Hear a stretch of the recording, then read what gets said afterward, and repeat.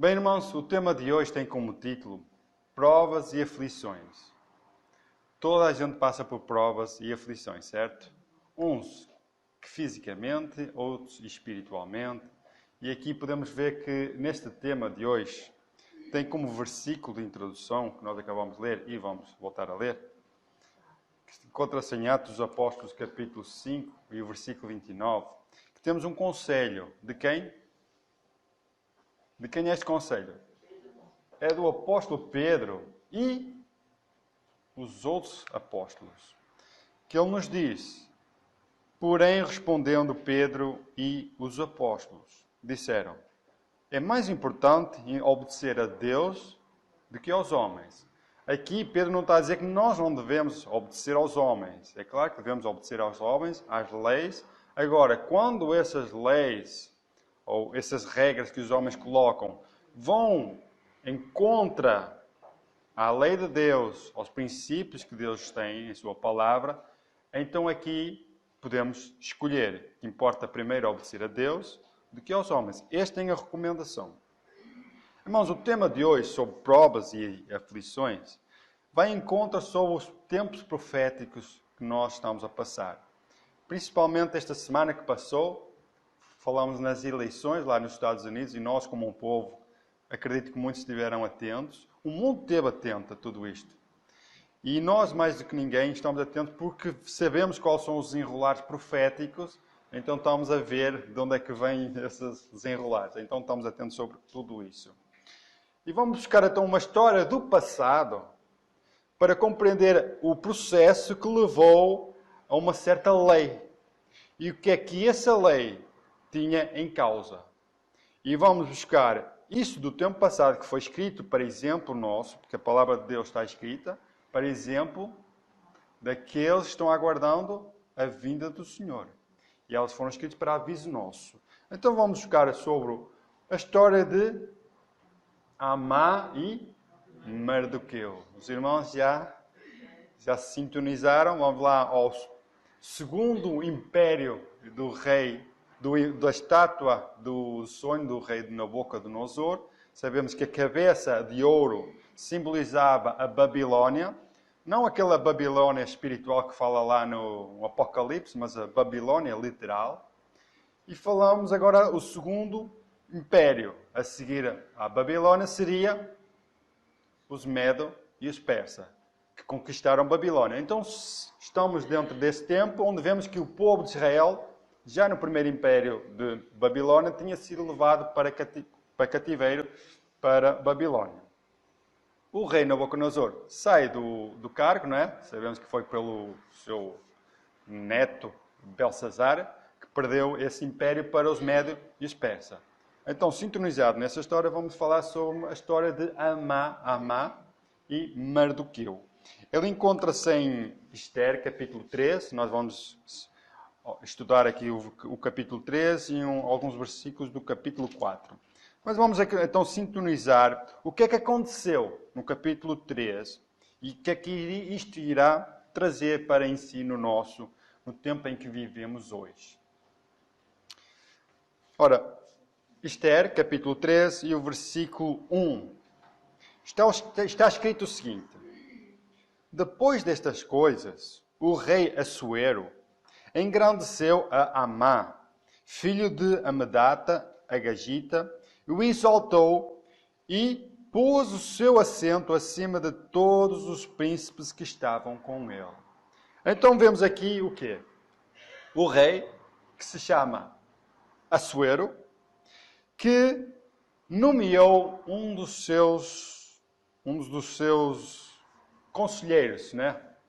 E que foi Amã.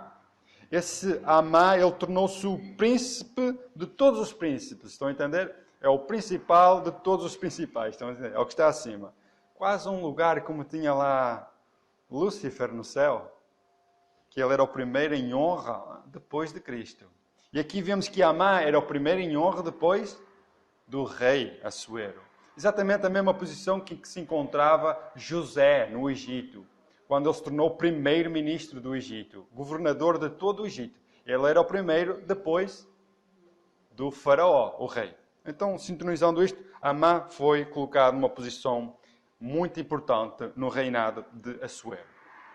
Continuando o versículo, o 2, nos diz: E todos os servos do rei, que estavam à porta do rei, se inclinavam e se prostravam perante Amã, porque assim tinha ordenado o rei acerca dele.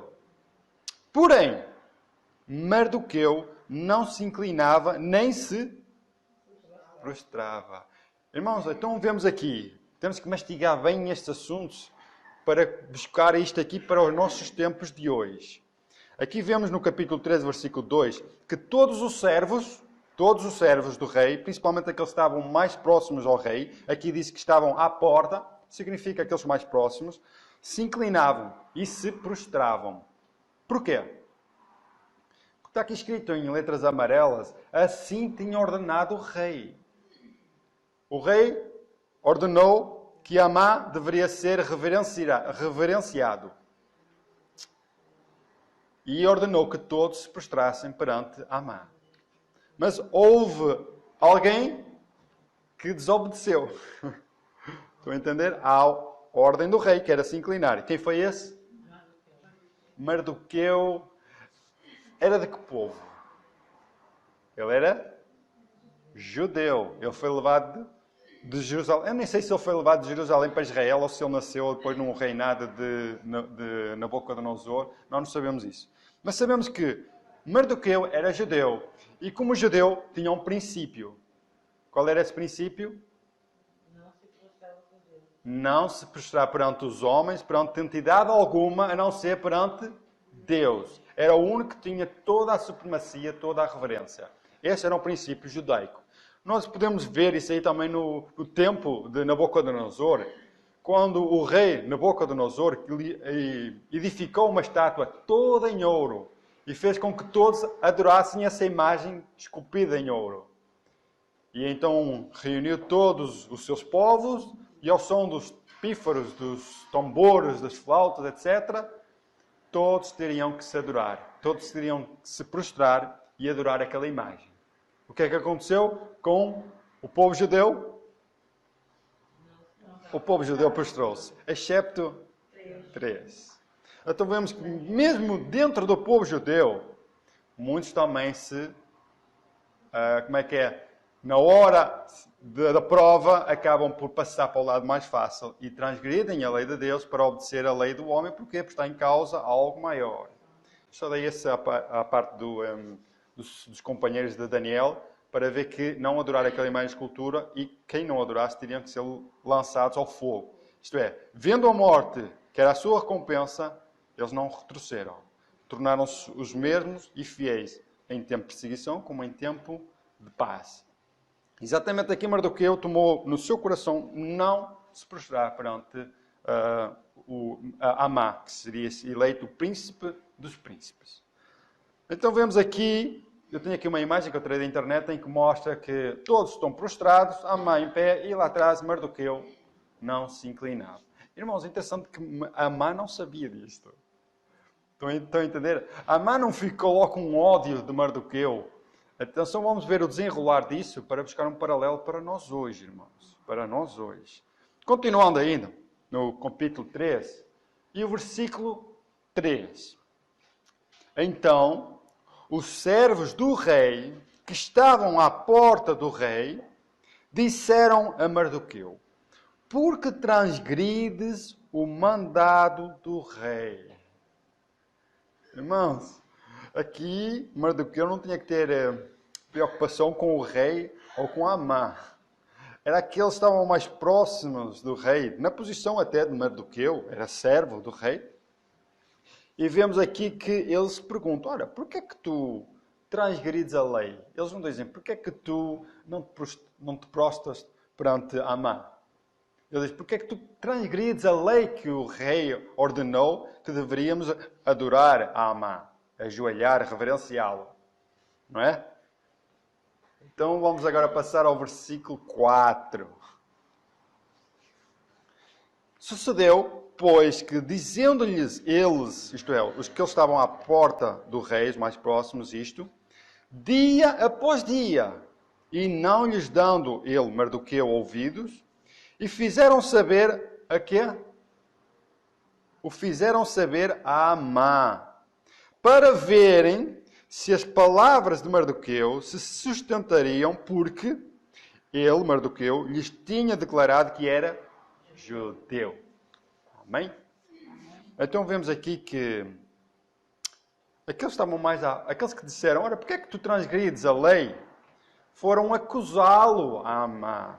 E disseram, Amã, existe uma pessoa lá que é judeu, e eles têm umas leis assim que não se deve prostrar perante homem ou entidade alguma ou imagem, até um anjo. Se vier um anjo da terra, nem a um anjo devemos prostrar-nos e adorá-lo. E ele diz que não se prostra ou venera a tua entidade. E que ele é judeu. Então o que é que vemos aqui, irmãos? Que foi os colegas de Mardoqueu, os servos como era Mardoqueu, que foram ter com Amã, para ver se realmente a posição de Amã se mantinha. Porque eles dizem aqui que dia após dia falavam, tentavam convencer Mardoqueu.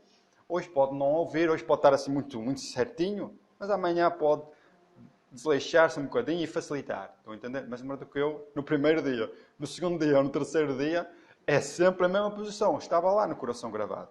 Então vemos o que é que aconteceu. Irmãos, o porquê isto? O porquê isto? Qual é o propósito disto? Nós temos que ver esta história lá no passado e projetá-la hoje para ver o futuro.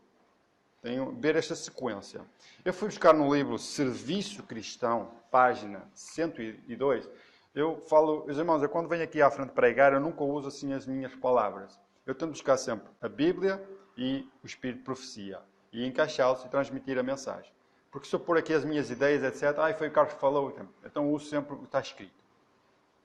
Diz aqui no Serviço Cristão, é um livro inspirado, página 102, diz assim: o mundo protestante moderno vê no pequeno grupo de observadores do sábado um Mardoqueu à porta.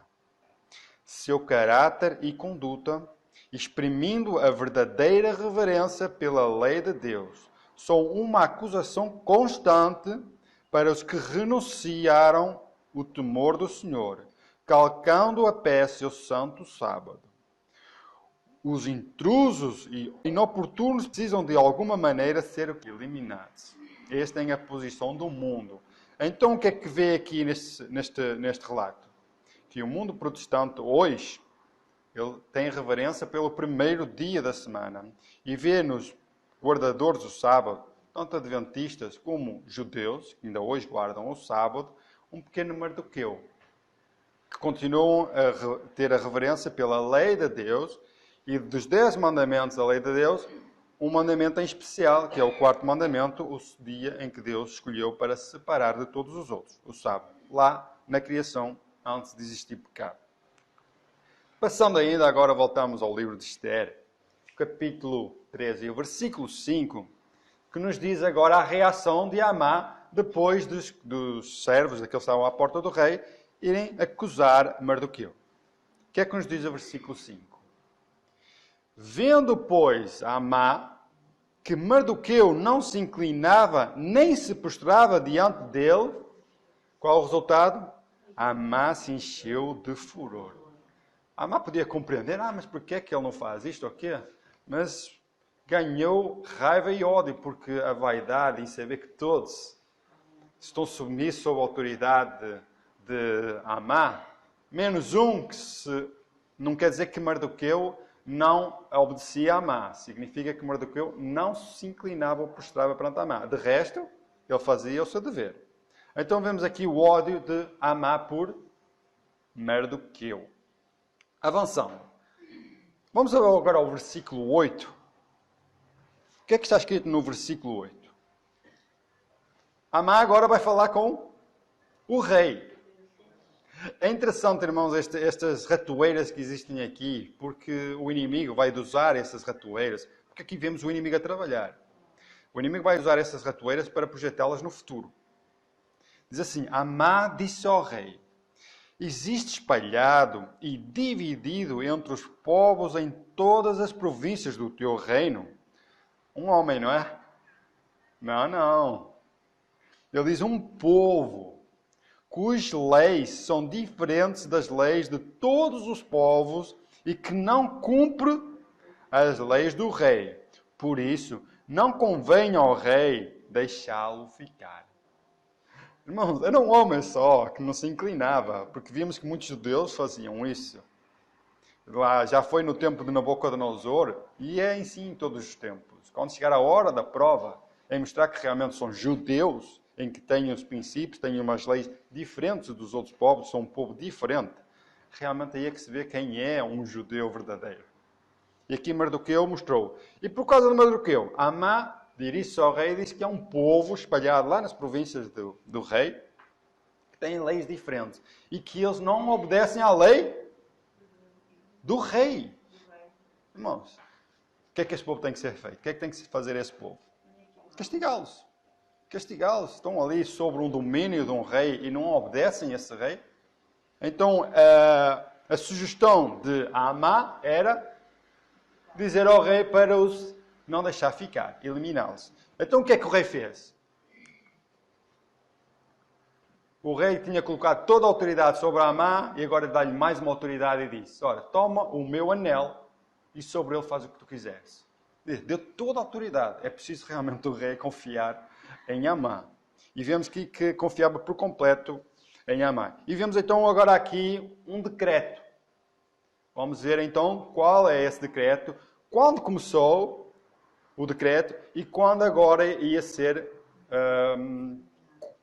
colocado isso em vigor. Porque existia uma lei, depois existia um período para o cumprimento dessa lei. Vamos compreender e buscar aqui estas pequenas linhas e compreender então sobre o que é que aconteceu, o que é que Amã acabou por fazer. O versículo 12 diz assim: então chamaram os escrivães do rei no primeiro mês, no dia 13. Decorem esta data. Primeiro mês, no dia 13 do mesmo. E conforme tudo quanto Amã mandou, se escreveu aos príncipes do rei e aos governadores que havia sobre cada província e aos líderes de cada povo, a cada província segundo a sua escrita e cada povo segundo a sua língua. Em nome do rei Assuero se escreveu e com o anel do rei se selou. Aqui foi o ato do que é que foi. Mas nós não sabemos ainda o que é que foi escrito, certo? Aqui diz que todas as províncias, todos os líderes de cada província, foi enviada uma carta selada com o selo, com o anel do rei, e escrita em vários idiomas, porque a província dos Médio-Persa era muita, havia muitos idiomas, e escrito no idioma de cada um. E agora, o que é que foi escrito? Os irmãos que repararam no dia em que foi? Dia 13, irmãos, ontem foi dia 13, não é? Muitos diziam sexta-feira 13, etc. Dia 13, muito importante essa data, do primeiro mês do ano. Nós é janeiro, eles eram o mês de Nissan. Nissan, que é o primeiro mês que é entre abril e março. Mas eu vou projetar já aqui um calendário judaico para compreendermos também e estudarmos um bocadinho sobre isso. Então vemos aqui que no primeiro mês, no dia 13, foi feito esse decreto. No versículo 13 nos diz assim: e enviaram-se as cartas por intermédio dos correios a todas as províncias do rei, para que destruíssem, matassem, fizessem perecer a todos os judeus, sem exceção, porque diz aqui, desde o jovem até ao velho, crianças e mulheres, em um mesmo dia. Qual é o dia? 13, o dia mesmo do 12º mês. Significa no mês 12, que é no final do ano. Diz aqui que é o mês de Adar. Mostra aqui então que o primeiro mês é o mês de Nissan e o último mês do ano é o mês de Adar. E o que é que aconteceria? Que saqueassem os seus bens. Além de matar todos os judeus, desde jovens, velhos, crianças, mulheres, etc., nesse dia seriam exterminados esse povo e todos os seus bens seriam saqueados. Este é o decreto. Irmãos, acompanhando então aqui, eu pus aqui um mapa. Aqui o que está por fora mostra os meses judaicos. E mostra aqui, nesta roda da frente, nesta roda do centro, mostra os nossos meses, no nosso calendário. Mostrando aqui que o mês de Nissan começa entre meio de março a meio de abril. Dia 15 de março a dia 15 de abril, mais ou menos. Então, no primeiro mês, no dia 13, que era aqui, foi iniciado o decreto. É interessante, irmãos, todo judeu saber que iria morrer dia após dia, mês após mês, saber que no final do ano eles seriam mortos e tudo o que tinham seria roubado. Durante um ano eles teriam que sofrer esta agonia. Porque diz aqui que no dia 3 do mês do 10º, que é aqui, e até aqui diz entre parênteses que é o mês de Adar, estão a ver aqui, o que é que aconteceria? Matassem, destruíssem, fizessem perecer todos. Irmãos, nós sabemos, como um povo, que algo assim está previsto para o futuro remanescente de Israel, do povo de Deus, nos últimos dias. E vemos aqui que durante um ano, este povo agora iria reagir diferente. Irmãos, como é que seria nós ouvirmos um decreto dizer que todos que guardam o sábado teriam que ser mortos? Mas não daqui a uma semana, 2 semanas. Hoje estamos no dia 14 de novembro. Se é um decreto a dizer que hoje, dia 14 de novembro, fazemos um decreto em que em outubro, em 14 de outubro de 2021, iríamos ser mortos. Sem misericórdia. E tudo o que tínhamos iria ser roubado. Qual era a nossa posição em saber que durante um ano, com este pensamento em nossa mente, em dizer que íamos ser destruídos? Porque nós provamos que somos mardoqueus à porta, certo? Nós testemunhamos que guardamos o sábado. Daí, somos a povo do advento, guardamos o testemunho de Jesus e temos a fé no testemunho de Jesus e guardamos os seus mandamentos. Está escrito em Apocalipse que o dragão irou-se contra a mulher e foi fazer guerra contra quem? Os que guardam os mandamentos de Deus e têm o testemunho de Jesus. Noutra passagem diz que tem a fé de Jesus. Na passagem que diz que tem o testemunho de Jesus, significa que o testemunho de Jesus é o espírito de profecia. E nós, neste tempo profético, estamos atentos a todos estes acontecimentos. E todos estes acontecimentos nós já sabemos que é que nos irá desenrolar, porque temos o testemunho de Jesus que mostra o tempo profético. Então vemos aqui que é no Testemunhos para a Igreja, capítulo 9. O que é que nos diz? Vamos tirar agora um bocadinho do povo de Israel, o povo judeu, no tempo do reino do Médio-Persa, e vamos falar para o remanescente de Israel para o tempo do fim. Nos diz assim: a igreja remanescente terá de passar por grande prova e aflição. Aqueles que guardam os mandamentos de Deus e a fé de Jesus sentirão a ira do dragão e de seus exércitos. Satanás reputa por súditos seus os habitantes do mundo. Adquiriu domínio sobre as igrejas apóstatas.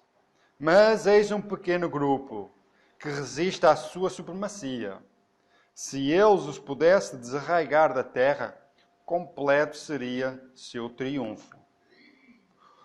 Como influenciava nas nações pagãs para destruírem Israel, assim, num próximo futuro, ele incitará as maléficas potências terrestres para destruir o povo de Deus. E exigir-se-á de todos que rendam obediência a decretos humanos para violação da lei divina.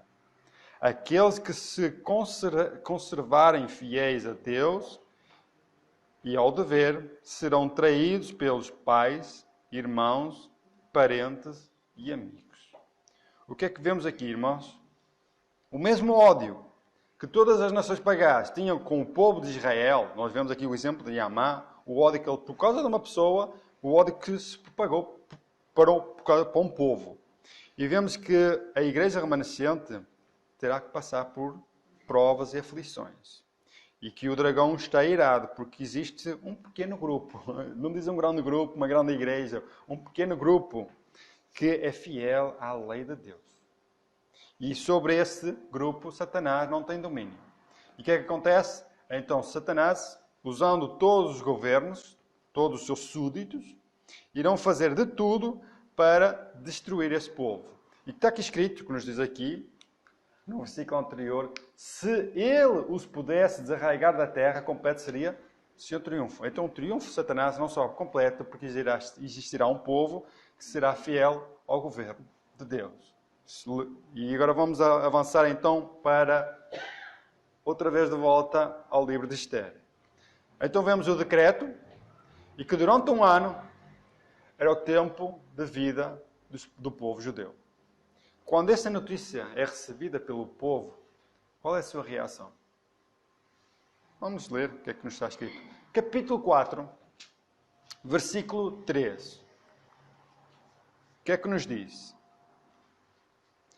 Diz assim: e em todas as províncias onde a palavra do rei e sua lei chegava, havia entre os judeus grande luto, com jejum e choro e lamentação.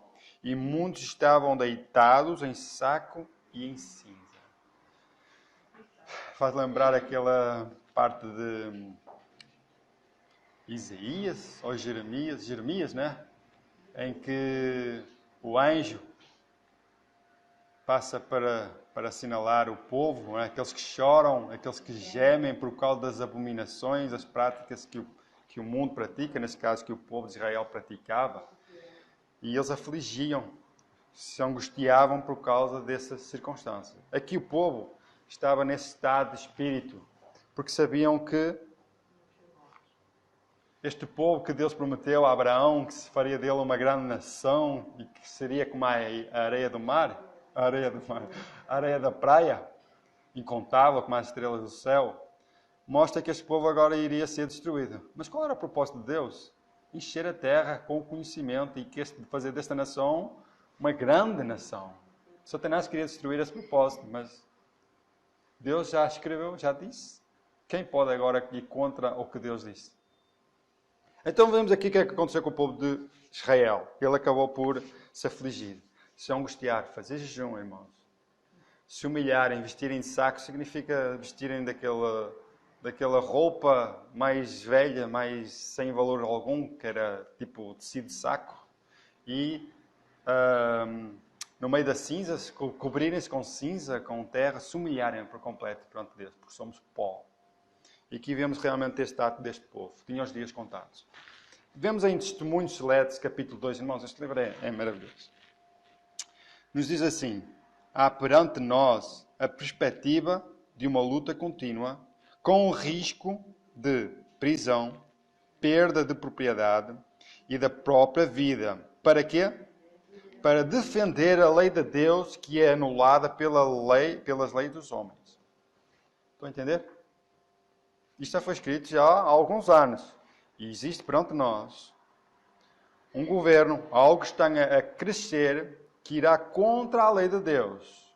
Estão a entender? Por exemplo, a lei de Deus diz: não adulterarás. Só dar um exemplo.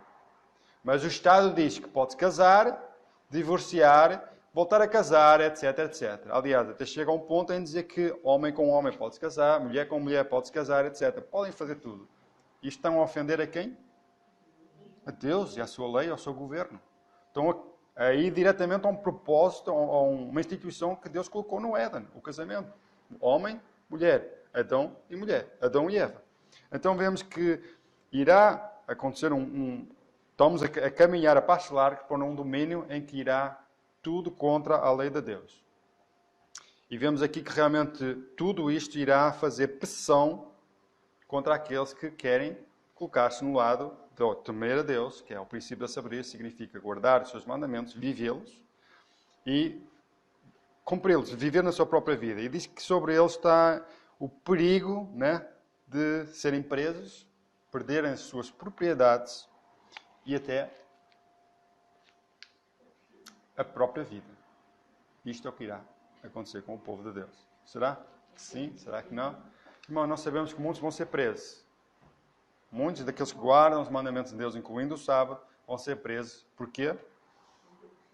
Primeiro, cumprirem e serem fiéis a Deus, e depois para testemunhar lá dentro aqueles que estão lá dentro nas prisões, que precisam também ser evangelizados e testemunhar sobre a fé que estes homens defendem.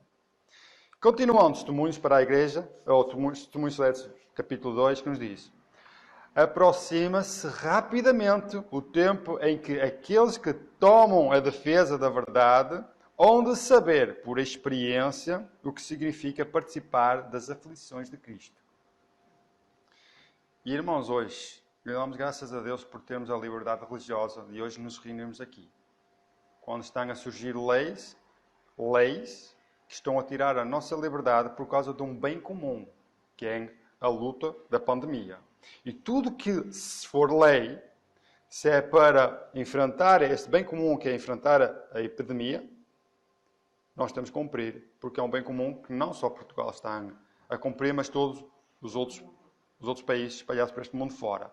Se tudo é para um bem comum, que é a pandemia, então temos que cumprir. Se não cumprirmos,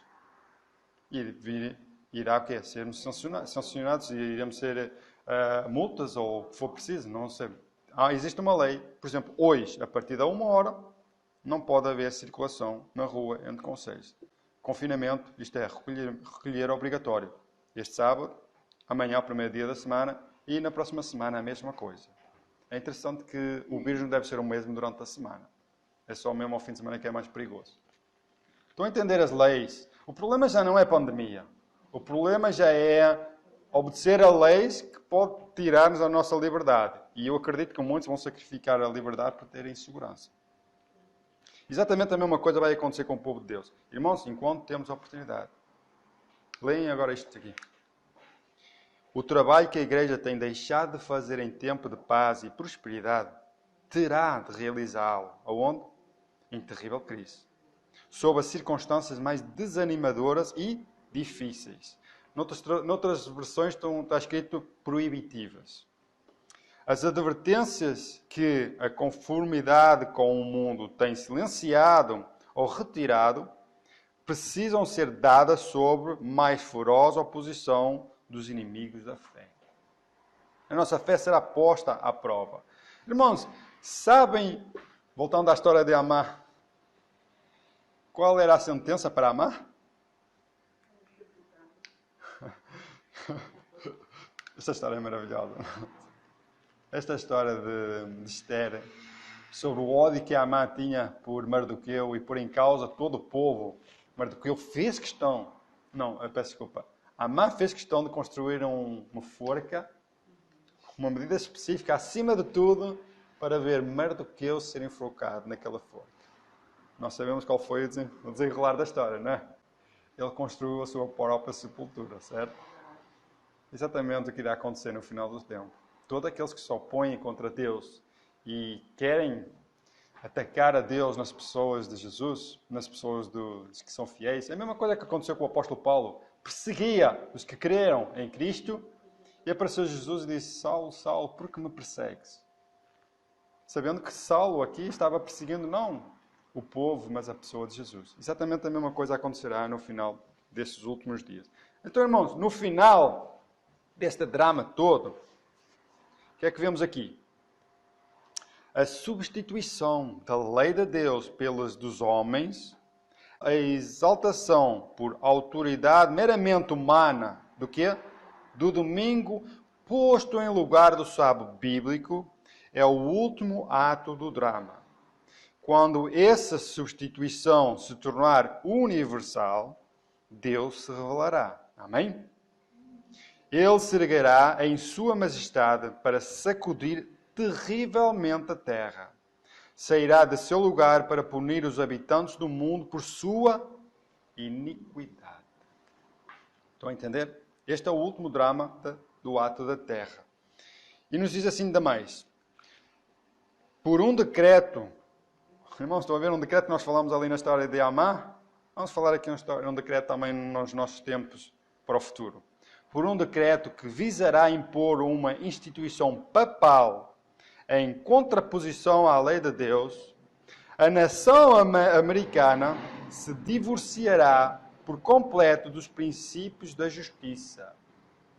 Quando o protestantismo estender os braços através do abismo, a fim de dar uma das mãos ao poder romano e a outra ao espiritismo, quando por influência dessa tríplice aliança, os Estados Unidos for induzido a repudiar todos os princípios de sua Constituição, que fizeram dele um governo protestante e republicano, e adotar medidas para a propagação dos erros e falsidades do papado, podemos saber que é chegado o tempo das operações maravilhosas de Satanás e que o fim está próximo.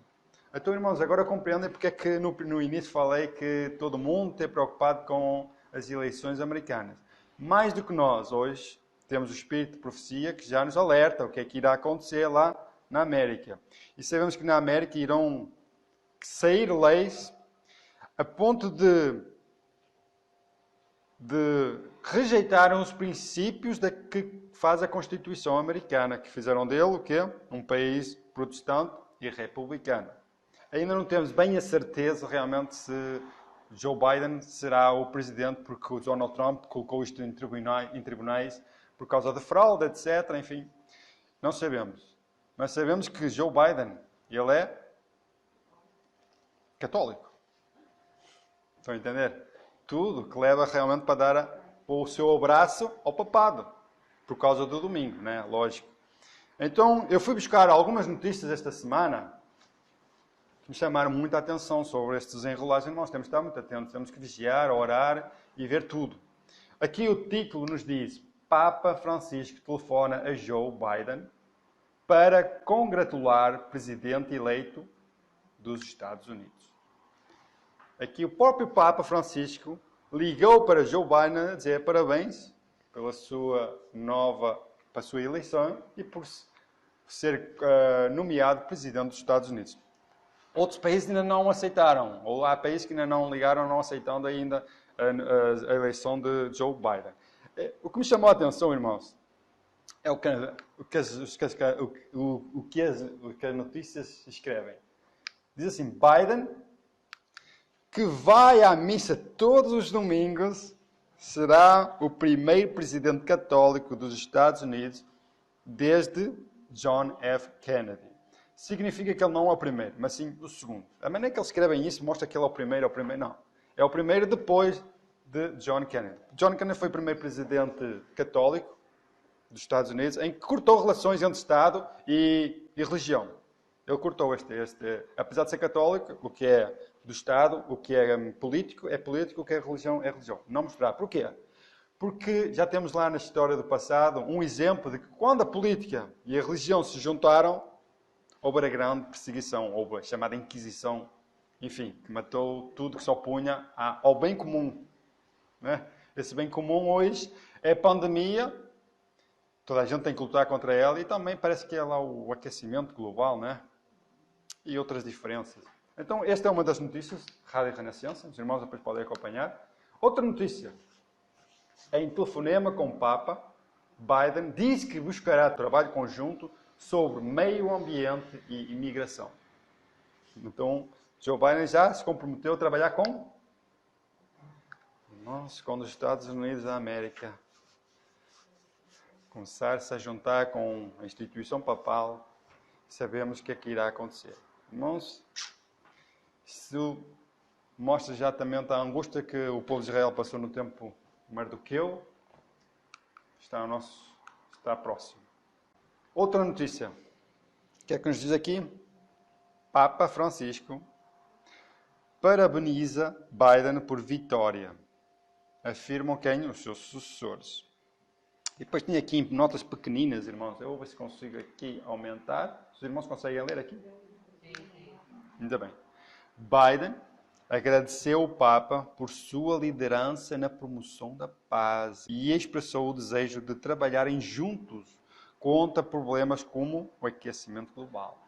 Biden aqui, não sei se estão a entender, Biden agradece por sua liderança na promoção da paz. Biden reconhece que o Papa Francisco é o líder da promoção da paz. Estão a entender? É claro que tudo isto está escrito já em 2015, antes de acontecer essas preocupações com o aquecimento global, antes de acontecer epidemias. A Carta Laudato Si já fala sobre as alterações climáticas, sobre que todos os países têm que irem nessa direção. Só que quando todos os países não seguem essa direção, vão ter que seguir outra direção, não é? Hoje é a pandemia, não é? Enfim, vemos que realmente estas notícias mostram que algo está para acontecer. Algo está para acontecer. Quer queiram, quer não queiram, com Donald Trump ou com Biden, as profecias vão se cumprir. O que mostra é que com um parece que está mais próximo, mas Deus tem tudo no seu controle. As profecias vão se cumprir ou por um lado ou por outro.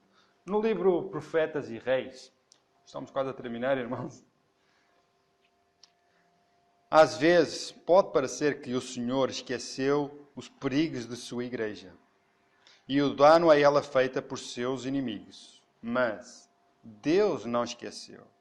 Nada neste mundo é tão caro ao coração de Deus como sua igreja. Irmãos, aqui a igreja, olhamos isto não como placa da igreja, porque existem muitas igrejas, certo? Aqui igreja significa um povo fiel aos seus mandamentos. Não é sua vontade que métodos mundanos corrompam o seu registro. Ele não deixa que seu povo seja vencido pelas tentações de Satanás. Ele punirá os que representarem mal, mas será misericordioso para com todos os que sinceramente se arrependerem. O que é que vemos aqui, irmãos? É que Deus não se esqueceu dos perigos da igreja do passado. Deus não se esqueceu dos perigos que a igreja enfrenta ou vai enfrentar. Deus aqui não permitirá que Satanás apague a identidade do povo de Deus. Qual é essa identidade? A lei e ao testemunho. Aqui estão os que guardam os mandamentos de Deus e têm a fé de Jesus. Estão a entender? Satanás fará de tudo para aniquilar esse povo e para destruir.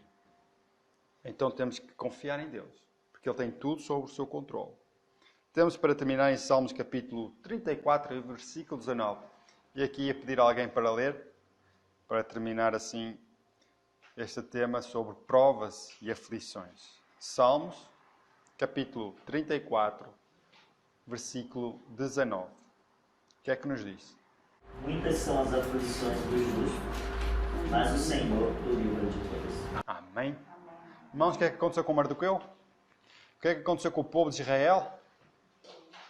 Atormentado durante um ano inteiro.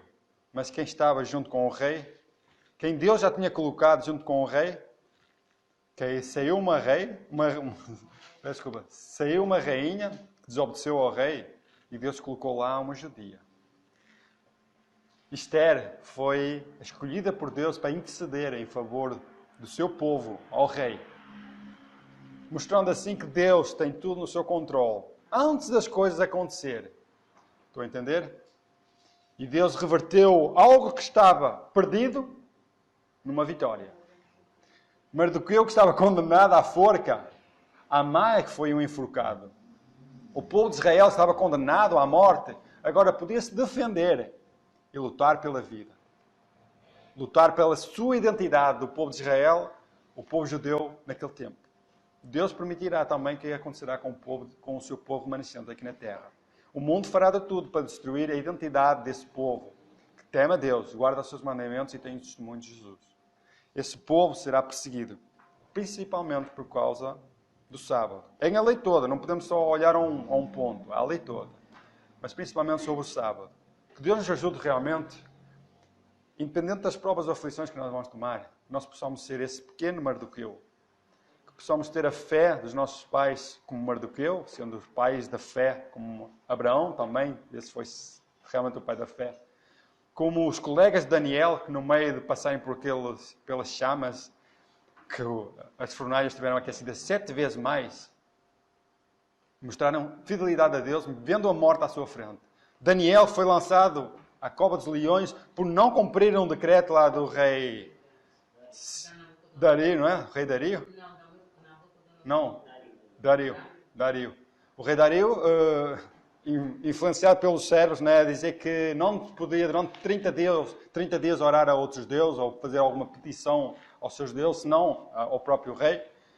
Daniel continua a ser o mesmo Daniel, sabendo que estava em causa o quê? Ser lançado na cova dos leões. Irmãos, que independente de todas as circunstâncias que estamos a passar, de proibições, etc., que não permitamos que o mundo apague a nossa fé. Que apague os princípios que Deus tem no seu povo, que é um povo peculiar, separado do mundo, que Deus escolheu para ser os seus representantes aqui na Terra, de defender a sua lei e transmiti-la ao mundo. Em breve tudo isso será cada vez mais severo. Estamos prestes a ponto de perder empregos, estar em guerra com a família. Estão a entender? E sabendo que o mais triste dessa situação é que são os próprios, nossos próximos, nossos familiares, nossos mais achegados, que nos irão trair. Mas se Deus é por nós, então que nós possamos mantermos firmes e glorificar a Deus por tudo que Ele tem feito por nós. Que alguém terá que fazer o trabalho que ninguém está a fazer, e a igreja terá que fazê-lo em tempo de crise, tempos proibitivos, e estes tempos são próximos. Que Deus abençoe então este estudo e que elas sirvam para despertarmos e cada vez mais tomar uma posição de colocarmos ao lado de Deus e obedecer aos seus mandamentos, independente das circunstâncias que estamos a viver. É o meu desejo em nome de Jesus.